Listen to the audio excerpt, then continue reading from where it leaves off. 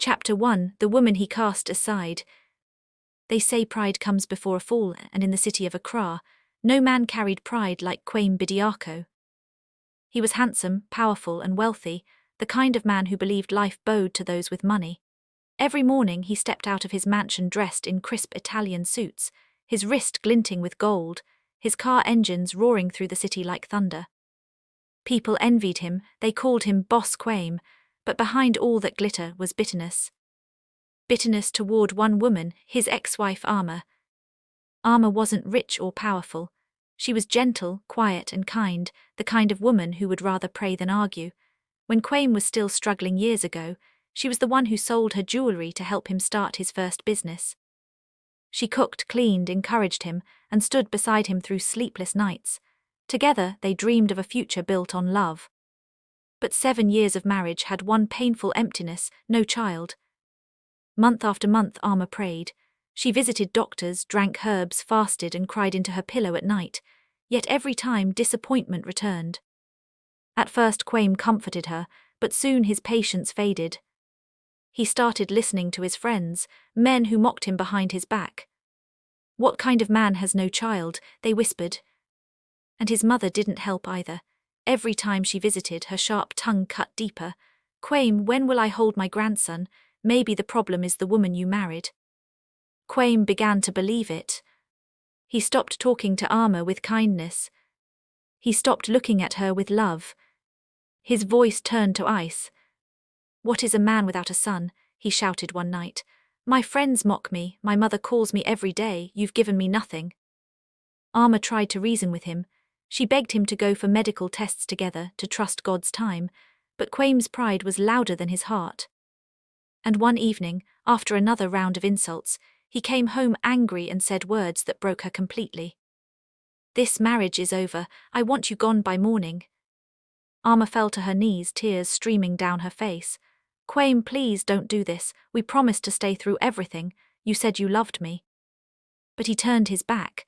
Without a word, he picked up his phone and called his lawyer right in front of her. It was done. That night Ama packed her small bag. No driver, no car, just silence and a heart full of pain. As she walked down the dark street, she whispered through her tears, "God, please fight for me. I don't understand this pain, but I trust you. This is not the end of my story."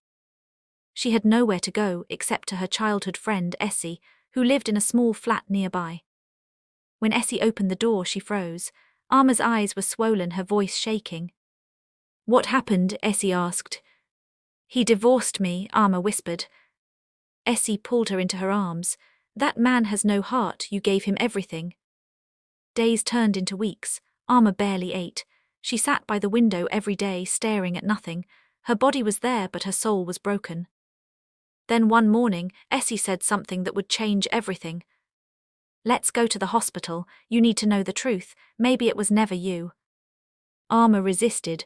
"I don't have the strength." But Essie insisted. "You have to stand up for yourself, Ama. Don't let his lies be the last chapter of your life."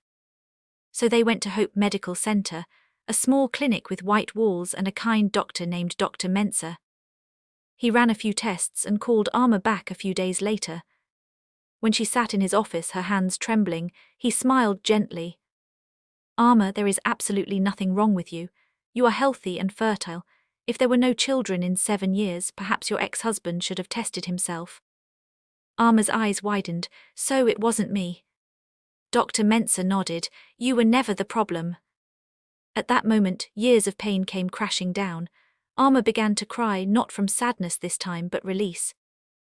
Essie hugged her tightly.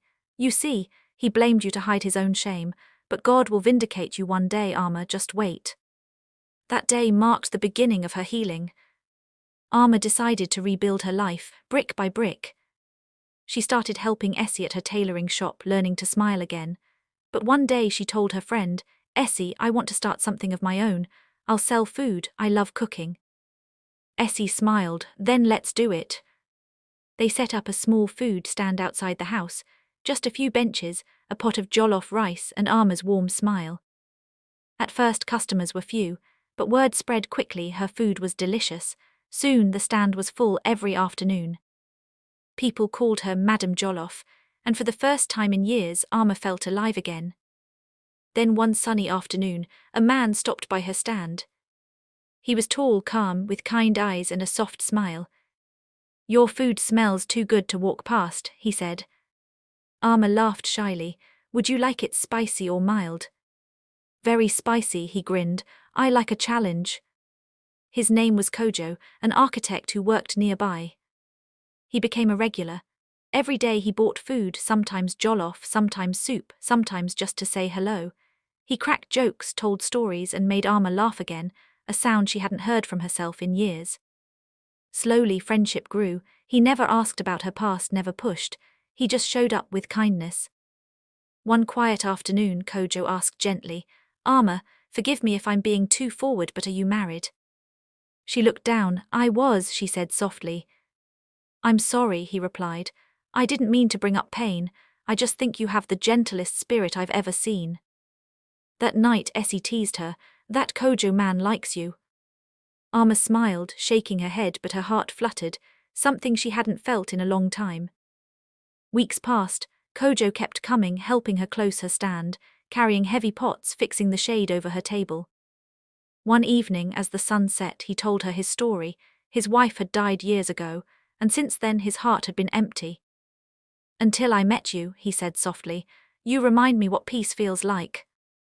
Alma's eyes filled with tears. "I'm scared," she whispered. "I know," he said, smiling gently, "but I'm not Kwame. I will never treat you like that." And for the first time in many years, Alma believed it. Months later, they married in a small ceremony. No luxury cars, no gold, no guests in fancy clothes, just love, laughter, and peace. Essie danced the hardest, shouting, "Didn't I tell you? Good things always come to good people." Alma smiled, her heart full. She had lost everything once, but now she had something money could never buy, peace. And though she didn't know it yet, this peace was just the beginning. Because God was about to rewrite her story in gold. Chapter 2 coming soon. Don't forget to subscribe.